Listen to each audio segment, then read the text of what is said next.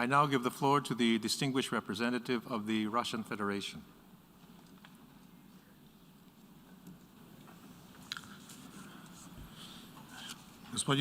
President, colleagues, a few days ago we learnt that our Western partners asked for a resumption of the emergency special session on the situation in Ukraine. It's no secret that they did this in order to put to the vote their own draft of a supposedly humanitarian resolution at the General Assembly. The reason, allegedly, is that the humanitarian resolution would not pass at the Security Council. I would like to, with all responsibility, say to you that in acting such a way, our Western colleagues look disingenuous. The Council has every opportunity to adopt such a necessary document for humanitarian workers. It will be put to the vote at the Security Council and contains absolutely all appropriate elements for this type of resolution. A call for a ceasefire and establishing humanitarian pauses in order to allow for the safe evacuation of civilians without discrimination on any basis, and a call also for attacks not to be waged on critical infrastructure, a call not to place heavy weaponry in densely populated areas and residential areas, and ensuring the protection of humanitarian and medical personnel, due protection for those injured and ill, humane treatment of prisoners, and protection of civilians, particularly women and children. Moreover, it is no secret if I say that all, or even nearly all of these elements we took from a Franco-Mexican draft humanitarian resolution previously submitted to the Security Council. In principle, it suited us also, and we were ready to work on it. That was until our Western colleagues insisted on introducing blatantly anti-Russian elements, without which the draft was not necessary. It does not seem to bother them at the same time, though, that no humanitarian resolution from the Security Council contains a political assessment. It has no place there. Also, this aforementioned Franco-Mexican draft, full of anti-Russian wording, ended up at the General Assembly. Colleagues, this is how we have found ourselves at another political anti-Russian show, set this time in an allegedly humanitarian context. Statements that we have already heard today leave no doubt as to this. If our Western colleagues at the Security Council were really concerned about the humanitarian situation on the ground, then they have an opportunity to show this and vote for our humanitarian draft resolution at the Security Council. Thus, the Security Council would be fulfilling its role. The co-sponsors of the Franco-Mexican draft had a different aim. Add to the GA text voted on March the 2nd with another anti-Russian document. Let me be clear that this scenario will make a resolution to the situation in Ukraine more difficult, because more likely it will embolden Ukrainian negotiators and would nudge them to maintaining the current unrealistic position, which does not relate to the situation on the ground, nor to the need to tackle the root causes, which meant that Russia had to start, almost exactly a month ago, its special military operation in Ukraine.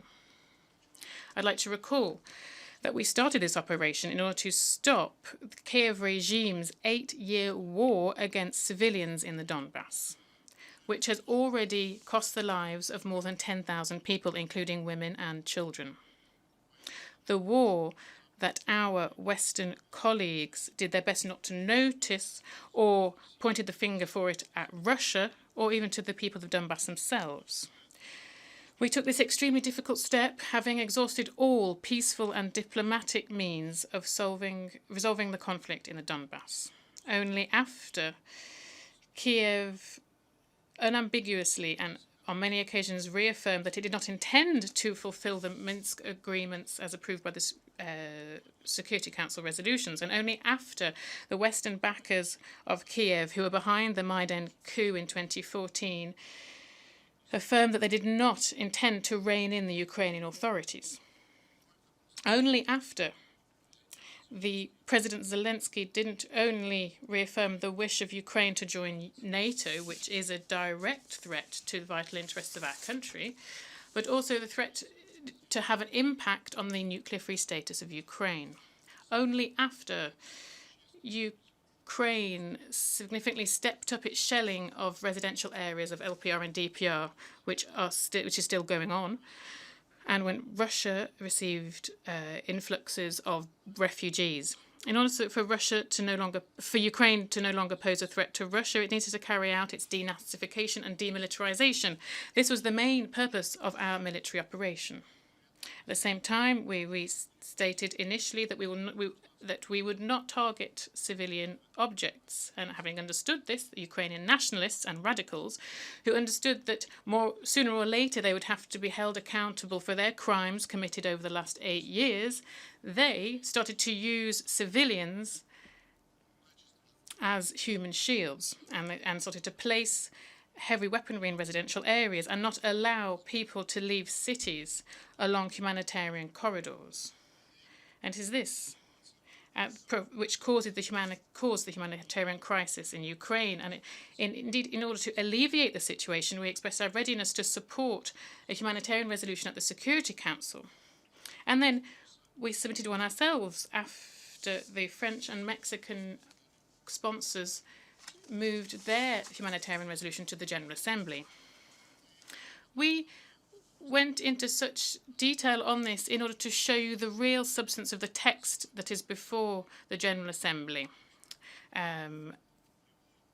It is also harmful because it paints a false, one-dimensional picture of what has happened, and it ignores the reasons of the crisis in Ukraine and does not mention the role of Western countries in stoking it, who saw this country as people only as pawns in a geopolitical game against Russia. And I think that we will come back to this question following the end of our special military operation. With all of this in mind, I'd like to call on all right-minded countries who are not paralysed by bloc discipline to not support the draft submitted by the Western countries. Against the backdrop of anti-Russian efforts of our Western colleagues, we note the initiative of our partners from South Africa, who submitted an alternative text, actually very close to our humanitarian draft resolution at the Security Council. We understand the humanitarian focus of this draft. Colleagues, supporting the draft of the South Africa is not only a signal to the civilians in Ukraine that the UN is aware of the difficult situation they find themselves in and is trying to help them. It is also another opportunity to take a stance on the unprecedented economic and political pressure that the majority of you have been receiving in recent times from Western countries. I'd like to hope that the majority of our colleagues will make the correct and crucially independent choice. Thank you very much for your attention. I thank the distinguished representative of the Russian Federation.